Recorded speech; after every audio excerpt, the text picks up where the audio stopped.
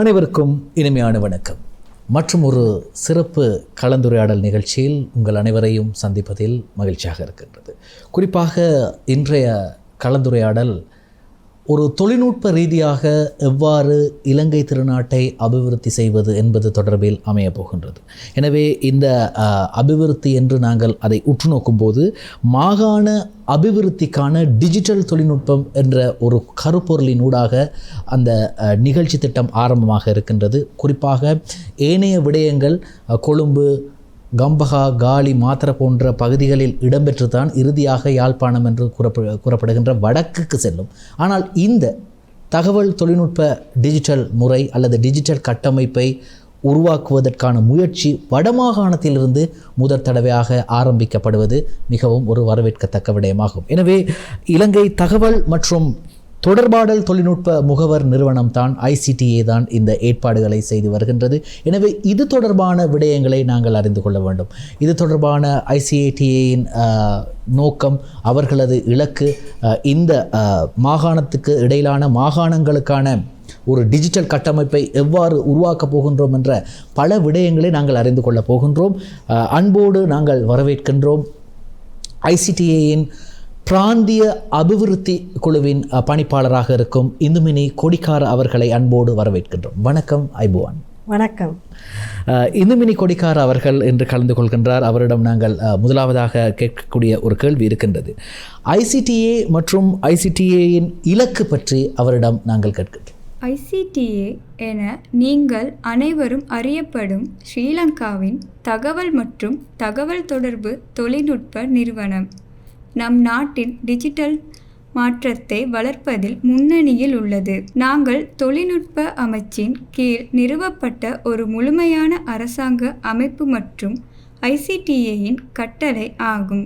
ICT கொள்கைகள் மற்றும் செயல் திட்டங்களை ICTA தொடர்பான அனைத்தையும் உருவாக்குவதாகும்.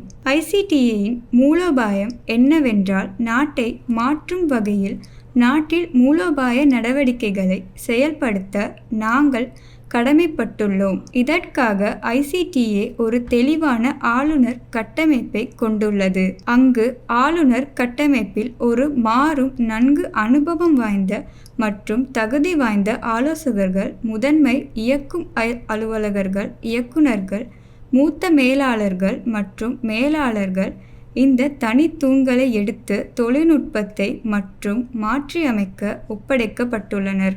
மேற்கு மாகாணம் இப்போது நாம் காண்கின்றோம். Up to the grassroots level in the regional Sri Lanka. So this is the first our move to go to Jaffna, which is the northern region, that we are starting this regional presence. And I would like to say in this journey that we are going to develop or transform the society into digital transformation. We take the blessings of the government, we have a good leadership, and we are moving accordingly. இந்துமினி கொடிக்கார அவர்கள் பிராந்திய அபிவிருத்திக்கான பணிப்பாளராக ICTAயில் கடமை புரிகிறார். எனவே அவர் கூறும் சில முக்கியமான விடயங்களை நான் அறியத்தர விரும்புகின்றேன். அதாவது இலங்கை தகவல் மற்றும் தொடர்பாடல் தொழில்நுட்ப நிறுவனம் தான் இந்த ICTA. எனவே இந்த நிறுவனத்தின் ஊடாக பிற அரச நிறுவனங்கள், தொலைத்தொடர்பு நிறுவனங்கள், அது மட்டும் இல்லாமல் தகவல் தொடர்பாடல் துறையோடு சார்ந்தவர்களோடு சேர்ந்து ஜூன் மாதம் 25, 26 ஆகிய தினங்களில் யாழ்ப்பாணம், கிளிநொச்சி, மன்னார், வவுனியா மற்றும் முல்லைத்தீவு ஆகிய இந்த 5 மாவட்டத்தில் உள்ள மக்களோடு இணைந்து டிஜிட்டல் பங்களிப்பை அபிவிருத்தி செய்வதற்கான மாகாண அபிவிருத்திக்கான டிஜிட்டல் தொழில்நுட்பம் என்ற இந்த திட்டத்தை அவர்கள் ஆரம்பித்திருக்கின்றார்கள். எனவே நான் கேட்ட கேள்விக்கும் கூட இந்துமினி கொடிக்கார் அவர்கள் அந்த பதிலை தந்திருந்தார். குறிப்பாக இந்த நாட்டின் அரச கட்டமைப்புக்கு அல்லது இந்த நாட்டின் அரச கட்டமைப்பில் இருக்கக்கூடிய அவர்களுடைய நோக்கங்களுக்கு, இலக்குகளுக்கு ICTA தனது பங்களிப்பை வழங்கி வருவதாக இந்துமினி கொடிக்கார் அவர்கள் தெரிவித்தார். அடுத்ததாக மற்றொரு கேள்வியும் எனக்கு இந்துமினி கொடிக்கார் அவர்களிடம் கேட்க இருக்கின்றது. இந்த நோக்கத்தை எவ்வாறு ICTA நடைமுறைப்படுத்தும்? பிராந்திய இலங்கையை புல்வெளி நிலைக்கு எடுத்துச் செல்ல வேண்டும்.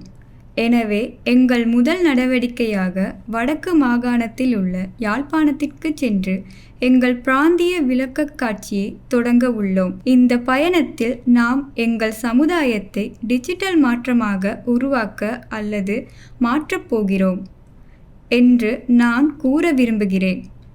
நாங்கள் அரசாங்கத்தின் ஆசீர்வாதத்தை பெற்றுக்கொள்கிறோம். எங்களுக்கு ஒரு சிறந்த தலைமை இருக்கிறது. அதற்கேற்ப நாங்கள் நகருவோம். மூலோபாயத்திற்குள் ICTA 4 முக்கிய தூண்களை கொண்டுள்ளது. அவை டிஜிட்டல் அரசு, டிஜிட்டல் சேவைகள், டிஜிட்டல் சட்டங்கள் மற்றும் கொள்கைகள் மற்றும் டிஜிட்டல் பொருளாதாரம். இந்த 4 பிரிவுகளையும் நாங்கள் பார்த்து முழு நாட்டையும் இதில் மாற்றியமைக்கிறோம். டிஜிட்டல் அரசாங்கம், அதில் நாங்கள் திட்டமிட்டிருப்பது என்னவென்றால், அனைத்து அரசு நிறுவனங்களும் தங்கள் சேவைகளை மிக திறமையாகவும் பயனுள்ளதாகவும் ஆக்குவது. இந்த சேவைகள் குடிமக்களை மையமாக கொண்டவை. எனவே குடிமக்களை மையமாக கொண்டு சேவை வழங்கல் டிஜிட்டல் அரசாங்கத்தின் ஒரு முக்கியமான விசையாகும். மற்றொன்று என்னவென்றால், இதை செய்வதற்கான ஏணியில் நாங்கள் முன்னேறுகின்றோம். அதற்காக அனைத்து அரசு நிறுவனங்களின் இந்த டிஜிட்டல் சேவைகளை மாற்ற தேவைப்படுகிறது. எடுத்துக்காட்டாக, நாங்கள் முன்பு 3 நாட்களுக்குள் சில வேலைகளை செய்வது நேரத்திற்கு குறைய முடிந்தால் ஸ்ரீலங்காவின் டிஜிட்டல் அரசாங்க குறியீடு உயரும். எனவே எதிர்காலத்தில் இந்த அரசாங்க முன்முயற்சியை எடுக்க நாங்கள் திட்டமிட்டுள்ளோம். அதற்காக நாங்கள் ஏற்கனவே ஒரு திட்டத்தை வகுத்துள்ளோம். அந்த திட்டத்தில் எங்களிடம் ஒரு அடிப்படை வீரரும் அரசாங்கம் உள்ளடக்கப்பட்டவை என்று நான் சொல்ல முடியும். எல்லா அரசு நிறுவனங்களும் அவற்றின் பயன்பாடுகள், அமைப்புகள் மற்றும் பிற சேமிப்பு ஆவணங்களை எங்கள் லங்கா அரசாங்கம் சேமிப்பு திறனை கொண்டுள்ளன. Government sector connecting in these regions. Thirdly, I would talk about digital laws and policies. These digital laws and policies were there. There were this e-government policy, how government should work within the policy. Then new laws like data protection law, the data protection bill would come in. Then cyber security law, then intellectual property law. Those are new laws and policies that will be coming in place, and ICT has already started their journey in formulating these laws and policies. Next, I would come to the government services sector. As I said, the government services, once they are laid in, it can be in the Lanka government cloud, it has to continue, like continuous service without interruption is being taken care of by ICTA. And the fourth one is the digital economy. That is a key pillar. That is, to increase the economy of our country, we need to develop this.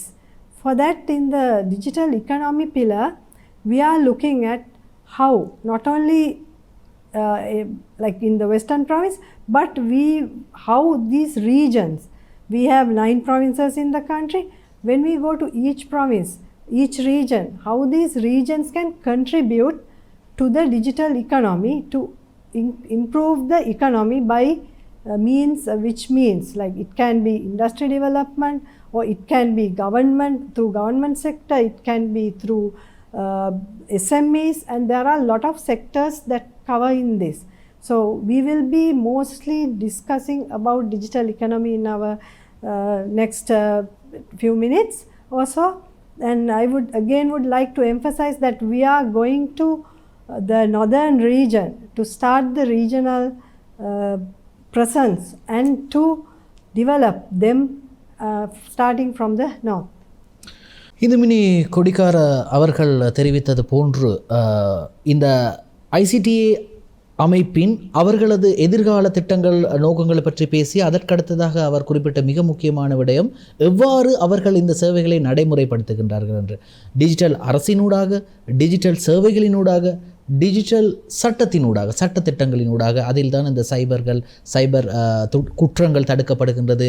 முக்கியமான வருமானங்கள், அதாவது இந்த நாட்டில் இருக்கக்கூடிய முக்கியமான அரச தரவுகள் ICTA அமைப்பினால் காப்பாற்றப்படுகின்றது, பாதுகாக்கப்படுகின்றது. எனவே அந்த ஒரு விடயத்தையும் குறிப்பிட்டிருந்தார். அடுத்ததாக டிஜிட்டல் எக்கனாமி என்று கூறப்படுகின்ற டிஜிட்டல் பொருளாதாரம் இந்த நாட்டுக்கு மிகவும் முக்கியமான அவசியமான ஒரு விடயத்தை இந்துமணி கொடிக்கார் அவர்கள் பேசியிருந்தார். டிஜிட்டல் பொருளாதாரத்துக்கு எவ்வாறு ஐசிடிஏ தனது பங்களிப்பை வழங்குகின்றது என்று மிக ஆரோக்கியமான பல விடயங்களை நாங்கள் தொடர்ந்து பேசிக்கொண்டிருக்கும் போது அடுத்ததாக மற்றொரு கேள்வியும் எனக்கு திருமதி இந்துமணி கொடிக்கார் அவர்களிடம் கேட்க வேண்டியிருக்கின்றது. இந்த பொருளாதாரத்தில் ஐசிடிஏ எந்த வகையான நடவடிக்கைகளை மேற்கொள்கின்றது? மற்றொன்று, அனைத்து அரசு நிறுவனங்களையும் இணைக்க லங்கா அரசு வலையமைப்பு. எனவே முழு நாட்டையும் இந்த பிராந்தியத்தை இணைக்கும் அனைத்து அரசு துறைகளையும் மூடி மறைக்க நாங்கள் பார்க்கும் மற்றொரு துறை. மூன்றாவதாக நான் டிஜிட்டல் சட்டங்கள் மற்றும் கொள்கைகளை பற்றி பேசுவேன். இவை கொள்கைகளுக்குள் அரசாங்கம் எவ்வாறு செயல்பட வேண்டும் என்பதற்கான மின் அரசு கொள்கைகள், தரவு பாதுகாப்பு சட்டம், தரவு பாதுகாப்பு மசோதா போன்ற புதிய சட்டங்கள், பின்னர் சைபர் பாதுகாப்பு சட்டம், அறிவுசார் சொத்து சட்டம். இவை புதிய சட்ட கொள்கைகள். அடுத்து அரசு சேவை துறை, அரசாங்க சேவைகள். அவை அமைக்கப்பட்டவுடன் அவை லங்கா அரசாங்கமே இருக்கக்கூடும். என்று நான் சொன்னது போல் அது தடையின்றி தொடர வேண்டும். நான்காவதாக டிஜிட்டல் பொருளாதாரம். அதுவே நம் நாட்டின் முக்கிய தூண். எனவே இதை நாம் அபிவிருத்தி செய்ய வேண்டும். அதற்காக டிஜிட்டல் பொருளாதார தூணில் நாட்டில் பிராந்தியங்களை 9 மாகாணங்கள். இந்த பிராந்தியங்கள் பொருளாதாரத்திற்கு எவ்வாறு பங்களிக்கின்றன என்பதை பார்க்கின்றோம். அபிவிருத்தி செய்வதற்காக எங்கள் விளக்கக்காட்சியை குறைக்க வடக்கு பிராந்தியத்திற்கு செல்கிறோம்.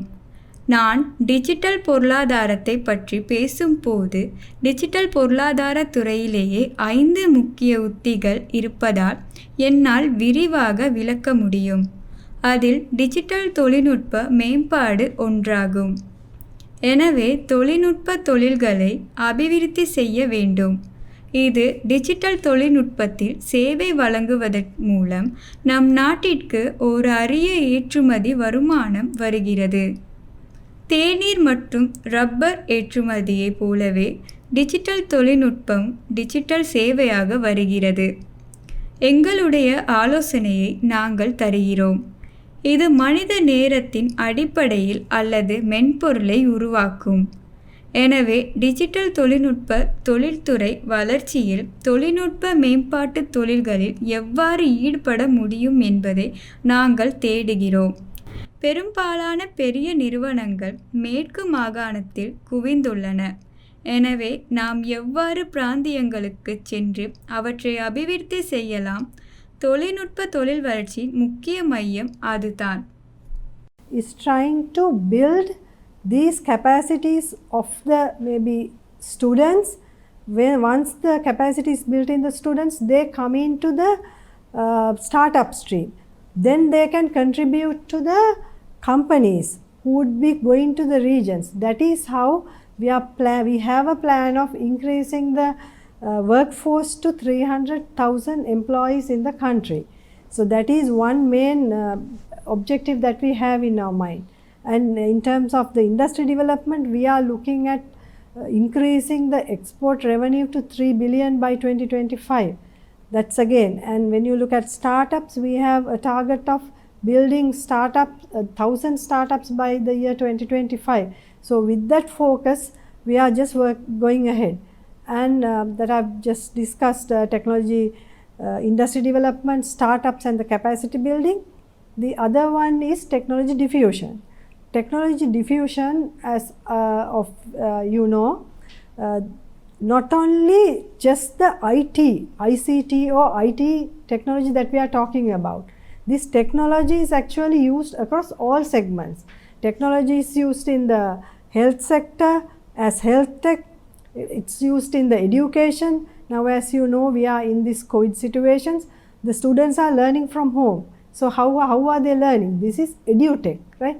So likewise, technology. Now you don't have to go to a doctor. You can consult a doctor from home. That is health tech. So likewise for agriculture, what are the diseases in these plants? How can you overcome that? What should you do for that? There comes agri-tech. like, and how like you can increase your yield in your agriculture field. This is technology diffusion. Like we get the expertise from maybe local, maybe overseas experts and try to diffuse it in the regions. Right? This is technology diffusion. Now lastly, I would talk about the other pillar, which is regional cluster development. So this comes as the base for all the four above that I have spoken. So the technology regional development pillar will have to make the necessary infrastructure for all these other pillars to come and set up and expand their businesses in the region as well as throughout the whole country. So when it comes to the regional cluster development, we are not only looking at the development of these 5, but we are not going to do it alone, on our own. We will be partnering with the other stakeholders in the region. It can be universities, it can be SMEs, it can be already there may be few companies in the regions, the IT companies, or it can be the citizens. There are society leaders in the region. Then there are startups already started in, like maybe few startups in these regions. So we will take handhold all of them and we will be going in this journey for regional technology development. இந்துமினி கொடிக்கார் அவர்கள் பணிப்பாளராக இருக்கின்றார். ICTA என்று கூறப்படுகின்ற இலங்கை தகவல் மற்றும் தொழில்நுட்ப அமைப்பின் பிராந்திய கொத்தணிக்கான அல்லது பிராந்திய கொத்தணி அபிவிருத்திக்கான பணிப்பாளராக இருக்கின்றார். நல்ல ஒரு விடயத்தை தெரிவித்திருந்தார். பொருளாதாரத்தில் எவ்வாறு ICTA தனது ஆதிக்கத்தை செலுத்தப் போகின்றது என்று. ஒரு பக்கம் இண்டஸ்ட்ரி என்று கூறப்படுகின்ற தொழில்சார் துறைகளை அபிவிருத்தி செய்வதன் மூலமாக அங்கே ICTAயின் பங்கு இருக்கின்றது. அதாவது ஏற்றுமதி இறக்குமதி தொழில்துறையிலே ICTA அல்லது டிஜிட்டலை அங்கே கொண்டு வருவதற்கான பங்களிப்பை செய்து வருவதாகவும் மிக தெளிவான விளக்கத்தை அவர் நமக்கு தந்திருந்தார். இந்த நேரத்தில் மீண்டும் நான் ஞாபகப்படுத்த இந்த கலந்துரையாடலின் சிறப்பு மாகாண அபிவிருத்திக்கான டிஜிட்டல் தொழில்நுட்பம் எனும் கருப்பொருளில் தான் இந்த வேலை திட்டம் ஆரம்பமாகின்றது. அதுவும் வடமாகாணத்தில் ஆரம்பமாகின்றது. வடமாகாணத்தில் 5 மாவட்டங்கள், யாழ்ப்பாணம், வவுனியா, கிளிநொச்சி, மன்னார் மற்றும் முல்லைத்தீவு ஆகிய மாவட்டங்களை உள்ளடக்கிய இந்த தொழில்நுட்ப அபிவிருத்தி பணி ஆரம்பமாகின்றது. அங்கே இருக்கக்கூடிய மக்களோடு இணைந்துதான், அங்கே இருக்கக்கூடிய தொடர்பாடல் துறையோடு சார்ந்தவர்களோடு இணைந்துதான் இந்த ஜூன் மாதம் 25 மற்றும் 26ஆம் தேதிகளில் வடக்கிற்கான மாகாண அபிவிருத்திக்கான டிஜிட்டல் தொழில்நுட்பம் என்ற கருப்பொருளில் இந்த வேலைத்திட்டம் ஆரம்பமாகின்றது. திருமதி இந்துமினி கொடிக்கார் அவர்களிடம் மற்றும் ஒரு விடயம் இருக்கின்றது. நீங்கள் வடமாகாண மக்களுக்கு கொடுக்கும் மெசேஜ் என்ன, அந்த தகவல் என்ன? அடுத்தது தொடக்க வளர்ச்சி. இதன் பொருள் பல்கலைக்கழகங்களிலிருந்தோ அல்லது தனியார் நிறுவனங்களிலிருந்தோ வளர்ந்து வரும் தொழில் முனைவோர்தான். அது தனிப்பட்ட தொழில் முனைவோராக இருக்கலாம். அவர்கள் வந்து காட்ட விரும்பும் இடத்தில் தங்கள் சொந்த யோசனைகளை தொடங்குவார்கள். எனவே தொடக்கமானது தொடக்க மேம்பாட்டு தொழில்நுட்பம் என்று அழைக்கப்படும் மற்றொரு தூணாகும்.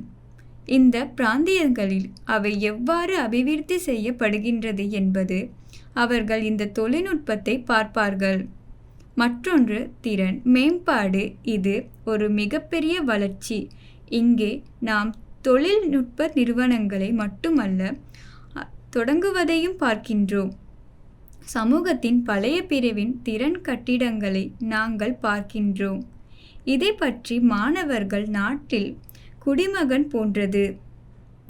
எனவே ஜூன் 25 மற்றும் 26 தேதிகளில் நாங்கள் வடக்கு பகுதிக்கு செல்வோம்.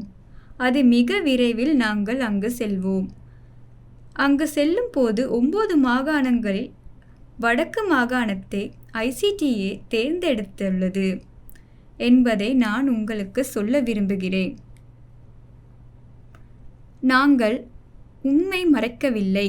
நாங்கள் வடக்கு பிராந்தியத்தில் இருந்து தொழில்நுட்ப வளர்ச்சியை உருவாக்க போகின்றோம். அதில் நாம் ICTA ஆக செல்ல மாட்டோம். நாங்கள் தொலைத்தொடர்பு நிறுவனங்களை எடுத்து வருகிறோம். இது ஒரு மெய்நிகர் நிகழ்வு என்றாலும் நாங்கள் வடக்கு புரோவியில் அனைத்து பிரிவுகளையும் அடைவோம். எங்களிடம் இன்னொரு தொழில் கூட்டாளர்கள் இருக்கிறார்கள். அவர்கள் எங்களிடம் வருவார்கள். அவர்கள் எந்த வகையான ஆதரவானாலும் வழங்குவார்கள். எனவே அவர்கள் ஒவ்வொன்றையும் சொல்வார்கள். மேலும் உங்கள் எதிர்பார்ப்புகளை தெரிந்து கொள்ள விரும்புகிறார்கள். 25ஆம் தேதி காலை மாவட்ட செயலாளர்களிடமிருந்து அரசு துறையிடம் கலந்துரையாடுவோம். இது அரசாங்க துறை திறன் மேம்பாட்டை வளர்ப்பதாக வரும். The technology in the regions. This will come as developing the government sector capacity building. How can the CIOs, Chief Innovation Officers in the government sector develop? How can they create new applications in their government organizations? That forum, with the Ministry of Technology's blessings, we will be having it on the 25th of June morning. Then on 26th morning, we will have another 4 sessions, one for technology diffusion, like one for capacity building, one for industry development, and one for startup development. Along with that, we have the main forum on 26th afternoon starting at 2:30, and I would like all of you all to join that. And in that, we are again, the Ministry of Technology would talk to you, the chairman or the CEO of ICTA and the senior officials will tell why we are here, what kind of facilities or what kind of vision that we have to deliver to the northern region. And along with that, we will, as I said, will come with the telecommunication partners. Then you have all the availability to ask them what they can deliver you. And we will be connecting with the industry associations. They will also be there. Then each industry association will say what they can do for the region. For example, the Computer Society of Sri Lanka, the SLASCOM, FITIS, then the CSSL, again those chapters, they will tell. Then the chambers in the region, and we are again bringing in technology diffusion from the SLINTech. Those organizations plus the SLIBTech, where the biotechnology laboratories are there, they will also talk what they can do to the region and how the regional population can get benefits out of this. Since we don't want the regional community just to go out because they don't have the technology companies or startups or the required facilities. That is why we want to bring in the Western based companies to the region and develop it there. In this journey, I would like all of you who are listening to join with us, hold hands with us, and to be with us and support this journey with ICTA. வடக்கிற்கான மாகாண அபிவிருத்திக்கான digital தொழில்நுட்பம் வடக்கில் ஆரம்பமாகின்றது. அது தொடர்பாக திருமதி இந்துமினி கொடிக்கார் அவர்கள் மிக விரிவான கருத்தை தந்திருந்தார். இதற்காக வடக்குக்கு இந்த ICTA அமைப்பு தனது அபிவிருத்தியை மேற்கொள்கின்றது என்று, குறிப்பாக இருக்கக்கூடிய தொடர்பாடல் துறையை இணைத்து கொண்டு வடக்கில் இருக்கக்கூடிய ICTAயின் ஏனைய பங்களிப்புகளையும் இணைத்து கொண்டு தான் இந்த செயற்திட்டம் வடக்கிலே ஆரம்பமாகின்றது. குறிப்பாக 5 மாவட்டங்களில் தான் இந்த செயற்திட்டம் ஆரம்பமாகின்றது. யாழ்ப்பாணம், வவுனியா, மன்னார், கிளிநொச்சி மற்றும் முல்லைத்தீவு ஆகிய இந்த 5 மாவட்டங்களை உள்ளடக்கியதாகத்தான் இந்த செயற்திட்டம் ஆரம்பமாகின்றது. ICTAயின் சோஷியல் பக்கங்கள் இருக்கின்றது. அதற்கான சமூக வலைத்தள பக்கங்கள் ICTAயின் அந்த சமூக வலைத்தள பக்கங்களின் ஊடாக 25 மற்றும் 26ஆம் தேதிகளில் நீங்கள் கலந்து கொள்ள முடியும் என்று ICTA அமைப்பினர் தெரிவித்திருக்கின்றார்கள். எனவே மாகாண அபிவிருத்திக்கான தொழில்நுட்பம் என்பது மிகவும் முக்கியமான விடயம். அதிலும் வடமாகாணத்திலிருந்து ஆரம்பமாக இருப்பது மிக முக்கியமான விடயம். எமக்கு கிடைத்த ஒரு வரப்பிரசாதம் என்றே நாங்கள் கருதுகின்றோம். எனவே இன்றைய சிறப்பு கலந்துரையாடல் போன்று ஏனைய கலந்துரையாடல்களும் இருக்கின்றது. இது தொடர்பான கலந்துரையாடல்கள் விரைவில் அதை நீங்கள் எதிர்பார்க்கலாம். எனவே இன்றைய தினம் எமது கலையகத்திற்கு வருகை தந்து ICTA தொடர்பான விளக்கங்கள், அதன் நோக்கங்கள், அதன் செயற்திட்டங்களை நமக்கு தெளிவாக விளங்கப்படுத்திய ICTAயின் பிராந்திய அபிவிருத்திக்கான பணிப்பாளர் இந்துமினி கொடிக்கார் அவர்களுக்கு எங்களது நன்றிகள். நன்றி. சிறப்பு ஐசிடியின் நேர்காணல் இத்துடன் நிறைவு பெறுகிறது. மற்றும் ஒரு சிறப்பு நிகழ்ச்சியில் உங்களை சந்திக்கும் வரை விடைபெறுகின்றேன். நன்றி, வணக்கம். மாகாண அபிவிருத்திக்காக டிஜிட்டல் தொழில்நுட்பம் எனும் தேசிய திட்டம் வடக்கில் ஆரம்பமாகிறது.